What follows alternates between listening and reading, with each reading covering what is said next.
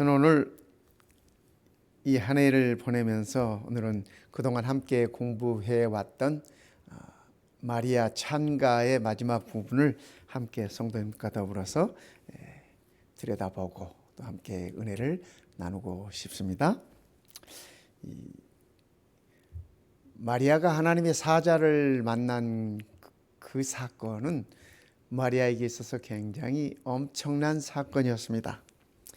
나사렛의 한 비천한 여인의 몸으로 살고 있던, 아무런 희망 없이 아무런 소망 없이 그렇게 살아오던 이 시골 아가씨 마리아에게 있어서 천사가 전한 기별은 감당하기 어려운 기별이었습니다. 네가 아이를 낳을 것이다. 아들을 낳을 것이다. 그러나 그 절망의 순간에서, 아무런 희망도 소망도 없는 그런 상황에서 마리아가 하나님의 사자를 만난 그것은 그에게 있어서 새로운 삶의 시작이었습니다. 비록 그 삶이 어렵고 힘들고 고통이 있고 또 감내해야 할 십자가가 많이 있었지만, 그러나 그의 삶은 전적으로 이전 삶과 다른 삶이 되었습니다. 그래서 마리아는 하나님 앞에 찬양의 노래를 드리는 것입니다. 다시 한번 그 찬양의 노래를 우리 한번 보겠습니다. 마리아가 이르되 내 영혼이 주를 찬양하며 내 마음이 하나님 내 구주를 기뻐하였음은 그의 여종의 비천함을 돌보셨습니다. 보라, 이제 후로는 만세에 나를 복이 있다 일컬으리로다. 능하신 이가 큰 일을 내게 행하셨으니 그 이름이 거룩하시며 긍휼하심이 두려워하는 자에게 대대로 이르는도다. 그의 팔로 힘을 보이사 마음의 생각이 교만한 자들을 흩으셨고 권세 있는 자를 그 위에서 내리치셨으며 비천한 자를 높이셨고 줄이는 자를 좋은 것으로 배불리셨으며 부자는 빈손으로 보내셨도다. 그 종 이스라엘을 도우사 긍휼히 여기시고 기억하시되 우리 조상에게 말씀하신 것과 같이 아브라함과 그 자손에게 영원히 하시리로다 하니라. 오늘 저는 이 마지막 부분에 있는 이 54절과 55절에 있는 이 마리아의 찬가의 마지막 부분을 함께 말씀을 들여다보겠습니다. 그 종 이스라엘을 도우사 긍휼히 여기시고 기억하시되 우리 조상에게 말씀하신 것과 같이 아브라함과 그 자손에게 영원히 하시리로다 하니라. 성도 여러분, 한 해를 살면서 이런 느낌을 가져본 적 있습니까? 지금 내가 처해 있는 이 상황을 좀 탈출하고 싶다. 이 상황에서 좀 벗어났으면 좋겠다. 더 이상 계속할 여력이 없구나. 많은 사람들이, 많은 직장인들이 이런 것으로 인해서 엄청난 스트레스를 받는다고 합니다. 마리아 역시 마찬가지였습니다. 천사에게서 그가 기별을 받았을 때 마리아의 삶은 지쳐 있었습니다. 또 아들을 낳을 것이라고 하는 그 메시지가 마리아의 자신을 한없이 부끄럽게 만들었습니다. 그리고 그는 앞으로 닥칠 여러 가지 일들을 생각할 때 절망할 수밖에 없었고 심히 당황했습니다. 어떻게 보면 앞으로 그에게 닥칠 여러 가지 일들을 상상해 본다면 그 당시 이스라엘 백성들의 관습과 문화와 전통과 그런 모든 것에 비춰봤을 때 하나님의 말씀이 그에게 그대로 이루어진다고 하는 사실은 어쩌면 그의 앞길이 없는 것처럼 느껴지는 그런 당황한, 절망할 수밖에 없는, 부끄럽기 짝이 없는 수치스러운 그런 상황이었습니다. 그런데 어떻게 마리아는 그런 상황에서 다시 일어설 수 있었을까요? 그 답답한 상황, 삶의 정황 속에서 어떻게 하나님의 성실하심을 확인하고 마리아는 경험할 수 있었을까? 오늘 이 말씀 속에서 우리가 한번 그 답을 찾아보는 것이 좋겠습니다. 왜냐하면 요즘 우리들의 삶도 한 해를 보내면서 답답하고 앞길이 보이지 않는 그런 상황 같은 일들이 참으로 많이 있지 않습니까? 우리가 하나님의 말씀 속에서 그 답을 찾아야 할 것입니다. 첫 번째, 마리아는 하나님의 약속을 신뢰할 수 있었습니다. 하나님께서 그에게 말씀하신 그 약속들을 마리아는 신뢰했습니다. 여러분, 성경은 약속의 책입니다. 그렇지 않습니까? 창세기부터 요한계시록까지 약속으로 가득 차 있는 약속입니다. 그래서 우리는 성경을 가리켜서 구약 그렇습니다. 구약, 예수님이 오시기 전에 주신 약속, 옛 약속이라는 얘기입니다. 그렇죠? 구약. 또 예수님이 오신 다음에는 신약, 그렇죠? 새로운 약속. 그래서 성경은 약속의 책입니다. 옛 약속과 새로운 약속으로 이렇게 이루어진 것이 성경입니다. 즉 약속이라는 말씀이죠. 그러기에 성경에 나타나 있는 이 약속은 우리들에게 있어서 참으로 구원이 되는 것입니다. 이 약속은 우리를 구원하시겠다고 하는 구원의 약속입니다. 뿐만 아니라 이 약속은 우리들에게 축복입니다. 성경이 여러 가지 명령들을 많이 합니다. 내 부모를 공경하라, 도적질하지 말아라. 이런 모든 것들은 우리의 축복을 위한 것이었습니다. 우리가 그 말씀에 순종할 때 그 결과는 우리들에게 축복으로 이르러 오는 것을 우리는 알 수 있습니다. 뿐만 아니라 이 약속은 우리에게 희망이었습니다. 마리아가 하나님의 천사로부터 내가 하나님의 아들을 낳을 것이다, 이름을 예수라 하라는 그 기별을 받았을 때 이스라엘 여인들은 지난 2000여 년 동안 그 기별을 기다려왔습니다. 그래서 하나님의 아들을 잉태한 자는 복이 있다, 모든 이스라엘 여인들의 로망이었습니다. 그들의 소망이었습니다. 그런데 그 축복이 마리아에게 임한 것이었습니다. 그러기에 성경이 안고 있는 이 많은 약속들, 그것은 우리에게 구원이고 우리에게 축복이고 그것은 우리에게 있어서 희망의 약속인 것입니다. 오늘 우리는 예수님께서 다시 오시겠다고 하시는 그러한 희망을 기다리고 있는 사람들 아니겠습니까? 믿음이 없이는 하나님을 기쁘시게 하지 못하는, 약속은 믿음으로 기다리고 믿음으로 그 실현되는 것을 바라보는 것입니다. 그러기에 믿음이 없이는 하나님을 기쁘시게 할 수 없다. 성도 여러분, 금년 한 해 동안 우리가 믿음을 통하여 우리 하나님을 얼마나 기쁘게 해드렸는지 한번 생각해 보면 좋겠습니다.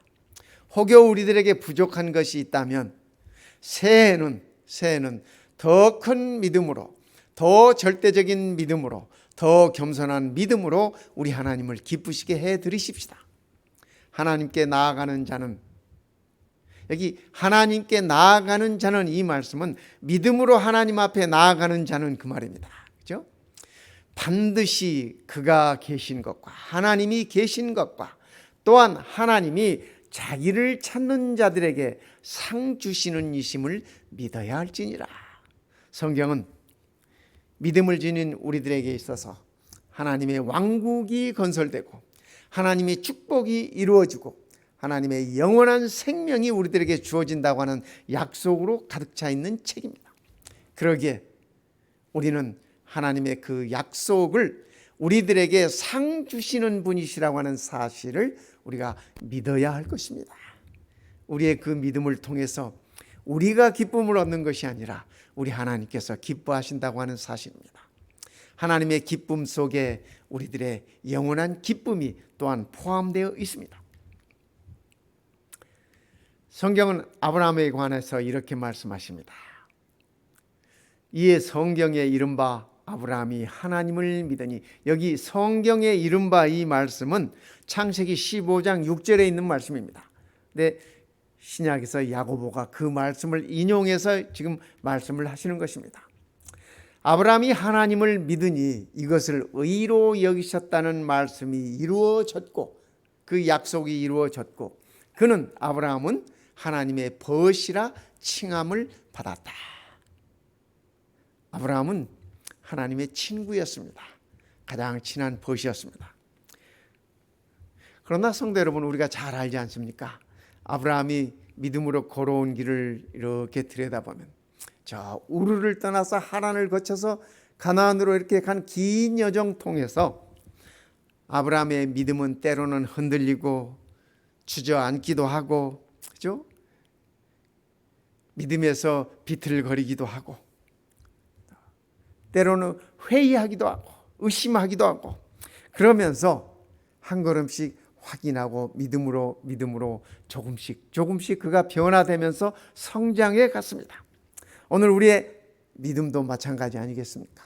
우리의 믿음 가운데 우리는 때로는 흔들리고 때로는 넘어지고 때로는 주저앉고 때로는 강한 의심이 들고 그럴지라도 아브라함처럼 우리는 한 걸음씩 믿음으로 나아가야 할 것입니다. 하나님의 말씀을 믿음으로 그것을 의로 여기셨다고 하는 말씀입니다. 마리아는 이렇게 찬양합니다. 그 종 이스라엘을 도우사 긍휼히 여기시고 기억하시되. 이스라엘 백성들이 2000년이 넘도록 메시아의 오심을 기다렸습니다. 기다리고 참 2000년이라는 시간이 엄청나게 긴 시간 아닙니까? 그렇죠?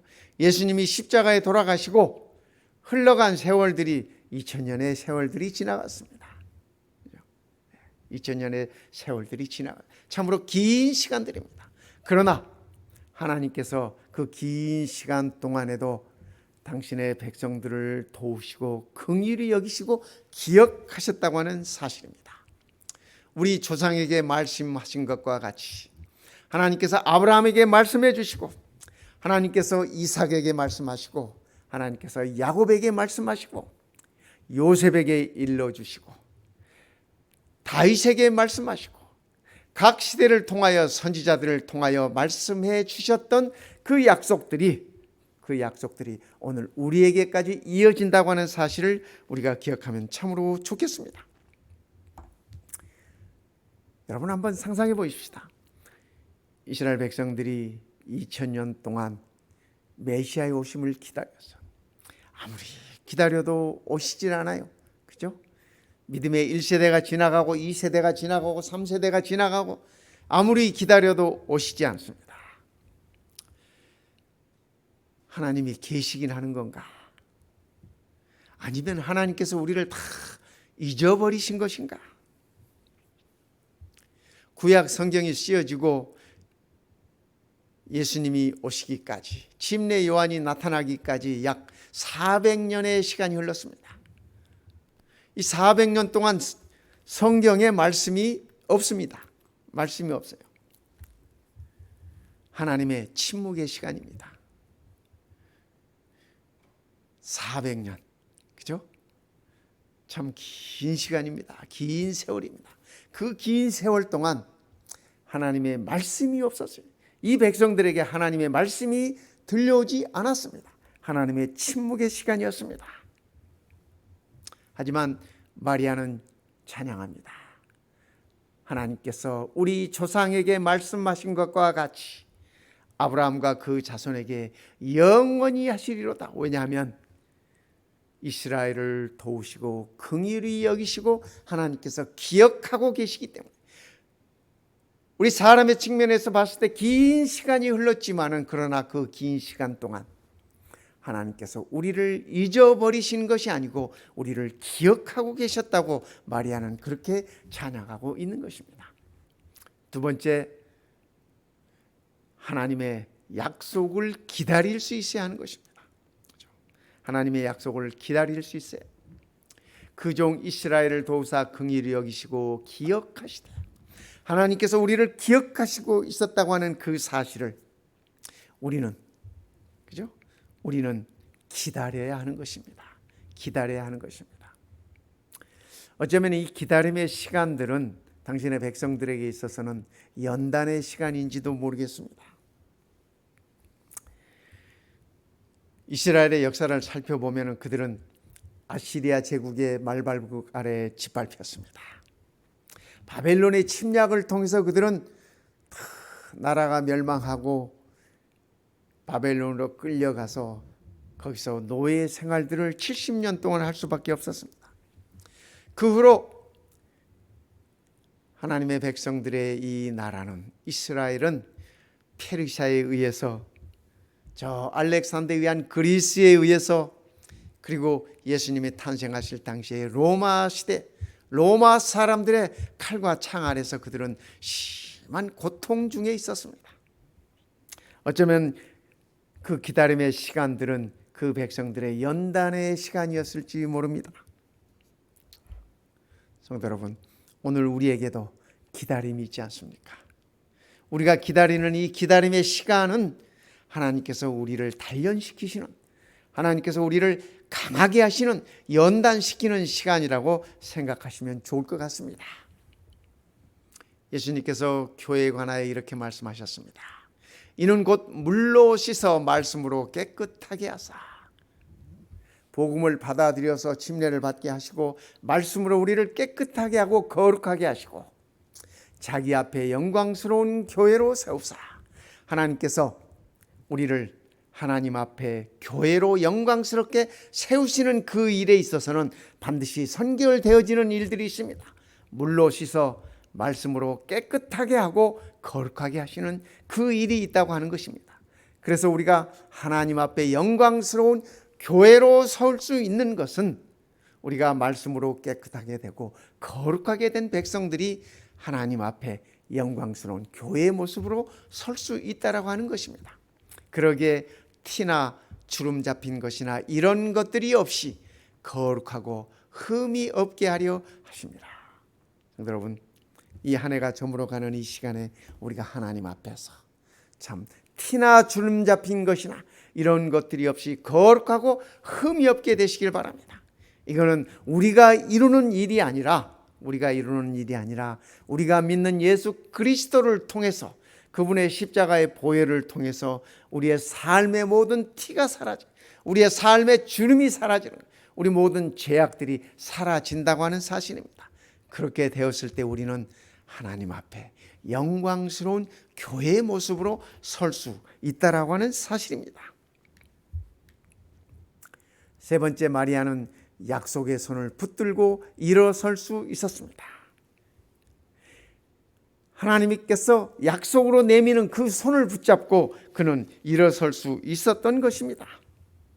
마리아 입장에서 보면은 한없이 황당하고 한없이 수치스럽고 한없이 그의 입장이 난처했지만 그는 절망의 자리에서 찬양의 자리로 그의 삶을 옮겨갈 수 있었습니다. 어쩌면 그가 하나님의 약속을 신뢰하지 않고 하나님의 약속의 손을 붙들지 않았다면 그는 천사가 전해주는 그 기별에 의해서 절망 가운데 주저앉아 버렸을 수도 있습니다. 하지만 그는 하나님의 약속의 손을 붙들고 절망의 자리에서 찬양의 자리로 옮겨가는 모습을 우리는 보는 것입니다. 저는 우리 성도님들이 금년 한 해를 보내고 새해를 맞이하면서 우리들의 삶의 자세도, 우리들의 믿음의 자세도 이렇게 되었으면 좋겠습니다. 지난 한 해 동안 우리가 얼마나 많은 절망들을 맛보았습니까? 얼마나 많은 황당한 경우들을 보았습니까? 때로는 수치스럽기도 하고 때로는 당황스럽기도 하고, 그죠? 많은 것들이 우리를 좌절시킬 수밖에 없었습니다. 하지만 우리는 하나님의 약속의 손을 붙들므로 인해서 이런 절망의 자리에서 마리아처럼 찬양의 자리로 옮겨갔으면 좋겠습니다. 마리아는 그가 절망 가운데 주저앉지 않고 하나님 바라보면서 그는 일어설 수 있었습니다. 때가 참에 하나님이 그 아들을 보내사 여자에게서 나게 하시고, 그렇죠? 하나님의 때가 있습니다. 성도 여러분, 하나님의 때가 있어요. 오늘 우리의 삶 속에서도 하나님의 때가 있음을 우리가 기억하면 참으로 좋겠습니다. 그 때가 우리 모든 성도들의 삶 속에서 하나님의 손길을 느끼고 하나님의 섭리를 감사할 수 있고 하나님의 인도하심에 가슴 벅찬 그러한 때가 되었으면 참으로 좋겠습니다. 그 종 이스라엘을 도우사 긍휼히 여기시고 기억하셨다. 여기 돕는다고 하는 이 말은, 그죠? 돕는다고 하는 이 말은 우리가 그냥 남을 도와준다 이런 의미의 말이 아닙니다. 이 돕는다는 말이 무슨 뜻이냐면 이런 뜻을 가지고 있습니다. 이 헬라 말에 돕는다는 말이 lift up, 이렇게 잡아 세운다, 그런 캐치업, 잡아주고 이렇게 세운다는, 그런 세워준다, 그런 의미가 있습니다. 그래서 이렇게 마치 부모들이 어린아이를 이렇게 잡아주고 세워주고 그런 의미가 있습니다. 여러분, 우리 자녀들이 걸음마를 배울 때 수도 없이 넘어지지 않습니까? 그죠? 아마 얼마나 넘어질지 수도 없이 넘어지지만 그 넘어졌다 일어나는 그 일을 통해서 우리 아이들은 걸음마를 배웁니다. 기다가 잡고 일어서다가 잡고 한두 발 걷다가 넘어지고 또 일어서고 넘어지고 또 일어서고 이렇게 하면서 다리에 힘이 생기고 자기의 몸을 이렇게 지탱할 수가 있고 밸런스를 유지하고 그러면서 걷는 것입니다. 하나님께서 돕는다고 하는 이 말은 이렇게 붙잡아 세운다라고 하는 그런 의미입니다. 여러분, 자전거 배워보셨죠?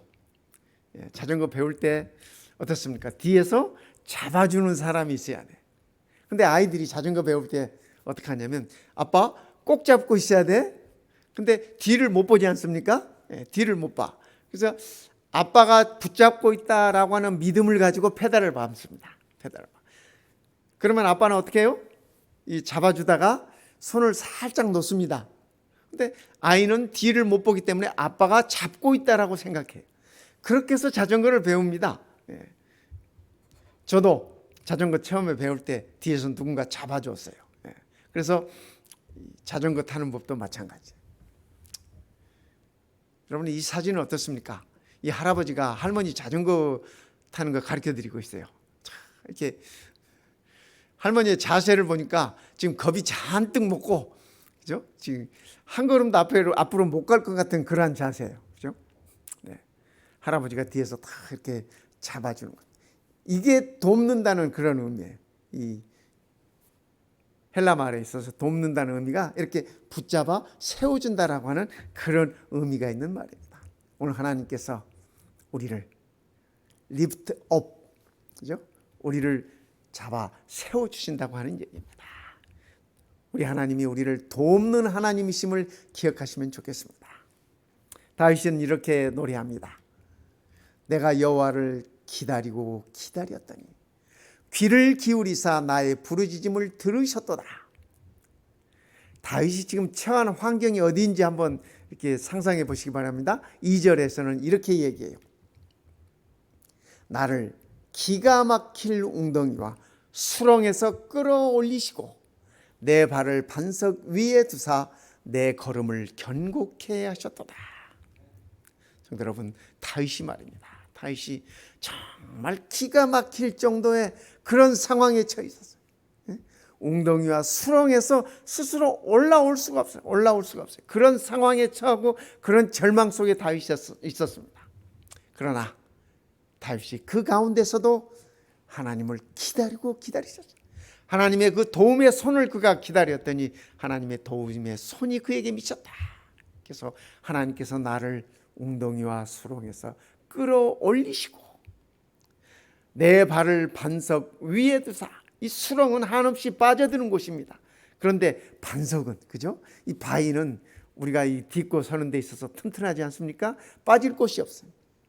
내 발을 반석 위에 두사 나의 걸음을 견고케 하셨도다. 성도 여러분, 새해에도 우리 하나님께서 우리의 믿음의 발걸음을 견고케 하실 것입니다. 우리를 웅덩이와 수렁에서 끌어올리셔서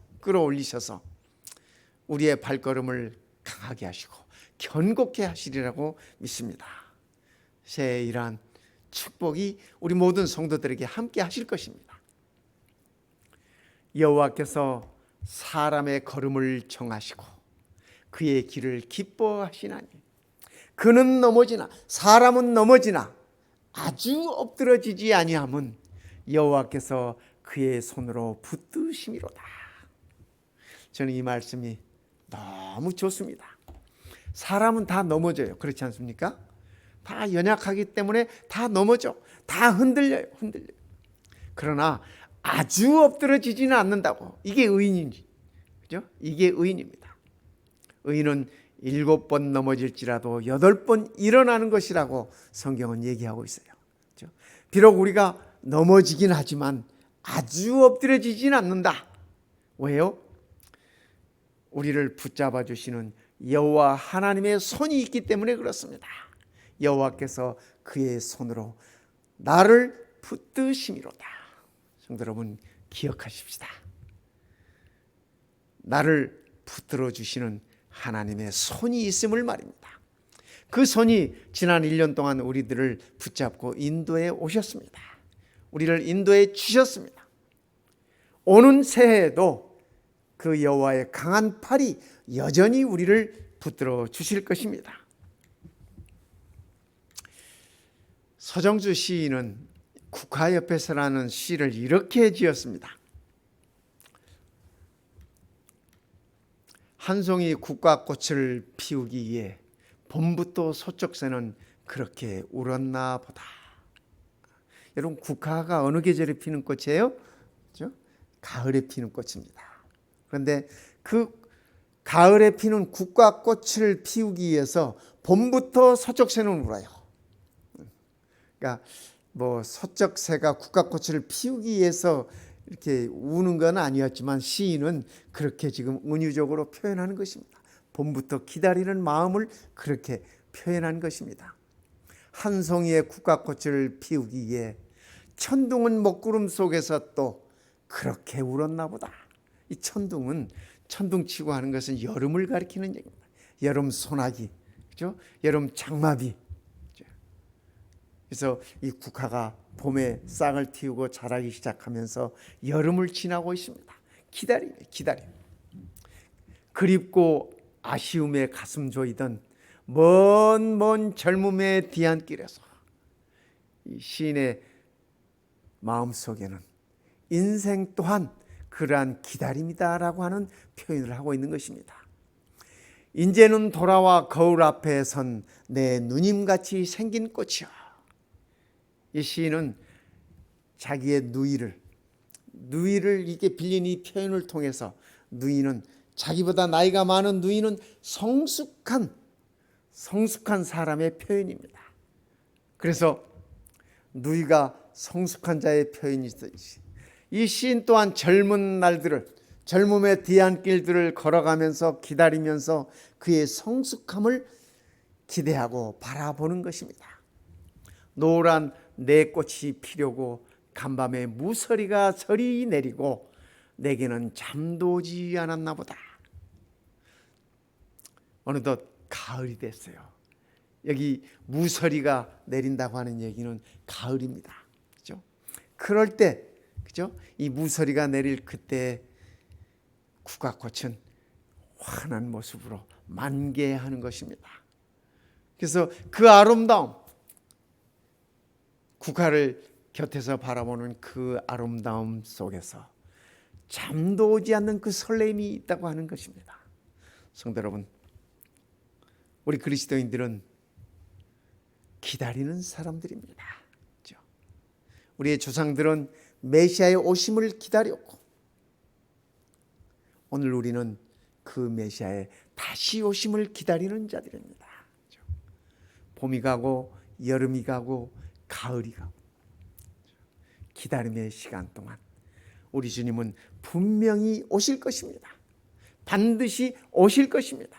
그분의 때가 차면 우리 하나님께서 계획하신 그 시간이 되면 우리에게 반드시 나타나실 것입니다.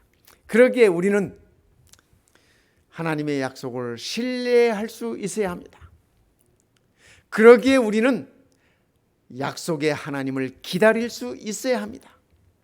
그러기에 우리는 약속에 손 붙들고 일어설 수 있어야 하는 것입니다. 금년 한 해 우리들의 삶들이 참으로 힘들었지 않습니까? 모든 분들이 다 힘들어하는 이 한 해였지만 오는 한 해 우리가 하나님의 약속을 더욱 굳게 붙들고 더욱 굳게 신뢰하고 하나님의 약속을 더욱 간절함으로 기다리십시다. 더욱더 설레임으로 기다리십시다. 그리고 그 기다리는 시간 동안 하나님의 그 약속에 손을 붙들고 우리가 다시 일어나십시다. 넘어지더라도 일어나고 비틀거리더라도 일어나고 아주 눕지 마시고, 그렇죠? 신앙인은 아주 눕지만 않으면 돼.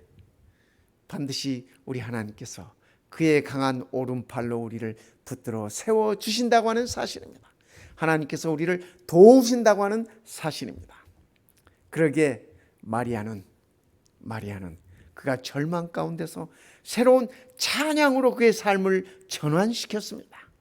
오늘 우리도 우리의 삶이 이 세상에서 이 죄악에서 절망 가운데서 죄악의 수치스러움 가운데서 하나님을 찬양하는 희망으로 바뀔 때 우리에게 있어서는 참된 소망의 열매를 맺게 될 것입니다. 저는 이러한 마음이 새해를 맞이하는 우리들의 마음이었으면 좋겠습니다. 금년 한 해를 보내는 우리 모든 성도님들의 마음이었으면 좋겠습니다.